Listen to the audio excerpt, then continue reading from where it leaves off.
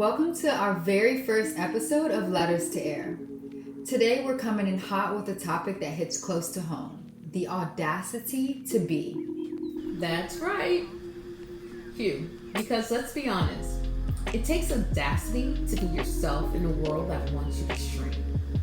To say no, to show up as your full, unapologetic self. And we're not just talking confidence here. We're talking about reclaiming your body, your mind, and your choices. Audacity is boldness, it's courage, and if you're listening right now, you already have it in you. So let's get into it. What does it really mean to have the audacity to be? Audacity means taking up space, living your truth, and not asking for permission to exist. Yup. And here's the thing. Women have been fighting for this for centuries. Think about it. Our bodies, our choices, our voices, laws have to be written to control us. Look at the fight for reproductive rights and the 14th Amendment. Girl, let's talk about it. The 14th Amendment was meant to protect everyone under the law. But what about women? And today, it's still a battle. Women are told what to do with their bodies. And don't get me started on the medical field, where women's symptoms get dismissed because research is still based on white man's biology. Exactly. It's infuriating to see how these laws have evolved or haven't evolved to control women. I felt it personally as a teen. My parents had the power to make my medical decisions because as a minor, I needed their permission for everything. It felt like discrimination against my ability to have autonomy over my own body. That ties back to the workplace too. Women's rights in the office? What a joke. Decisions about women's maternity leave, health policies, or even equal pay are just often made by men. People will never experience the challenges we face. And don't get me started on the medical field. You know the signs of a heart attack in women? They're completely different than in men, but most of the research is based on male biology.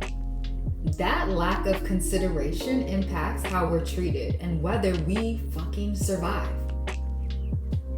All of this leads to self-doubt.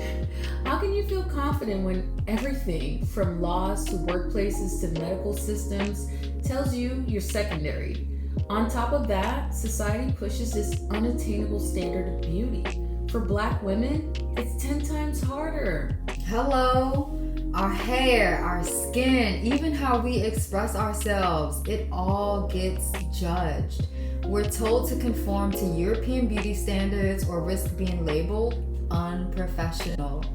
And what happened to non-discrimination laws? Because it sure doesn't feel like they apply when our natural hair gets policed in the workplace. It's exhausting. And it's why we as women need to reclaim the audacity to make decisions for ourselves. Whether it's about how we wear our hair, the careers we pursue, or how we respond to societal expectations. And that brings us to one of the boldest acts of audacity. Saying fucking no. Girl, man, no is a complete sentence. It's one of the most empowering things you can say, but for some reason, it's one of the hardest. Right? Because society teaches us that as women, especially Black women, we're supposed to be agreeable, accommodating, and nurturing. Saying no feels like breaking the rules. But here's the thing. You're allowed to break those rules. Whether it's saying no to overworking yourself, no to toxic relationships, hell no. No to unrealistic beauty standards. Every time you say no, guess what? You're reclaiming your power. Okay, so here's a challenge for our listeners. Think about one area in your life where you need to say no. Is it at work, in a relationship, with your family? You know it's with them kids. Take one small step this week and practice saying it. And don't feel like you have to explain yourself. Sometimes the most audacious thing you can do is just say no and keep it moving. To wrap it up, let's remember that audacity isn't about being loud or rebellious for the sake of it. It's being true to yourself in a world that often tells you to shrink. It's about saying yes to your own voice and no to the things that don't align with your spirit.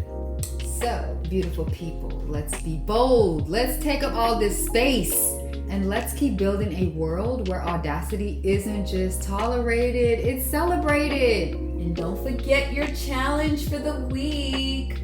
For one area where you need to say no, just do it. Then come back and tell us about it. We want to hear your stories. Okay, before we sign off, Dee, what's one thing you're saying no to this week? I'm saying no to overbooking myself. I've been doing this too much, and this week I'm committing to protecting my peace. I love that. For me, I'm saying no to negative self-talk. It's all magic and unicorns. I'm catching myself every time that voice in my head tries to pull me down. That's good. All right, y'all. What are you saying no to this week? And as always, if you feel like sharing, DM us, email us, or tag us on social media. All right, y'all. Here's one last thing I want to leave you all. To I, to air, and to her. To I, this week I've learned that my voice matters and saying no is an act of self-love. To air, I hope for a future where women feel empowered to take up space without apology. And to her, the version of me who struggled. I've grown by learning that my worth doesn't need to be validated by anyone else. So take this with you. Share your truth, be audacious, and trust that you are divine just as you are. Until next time, stay bold, stay free, and keep choosing yourself.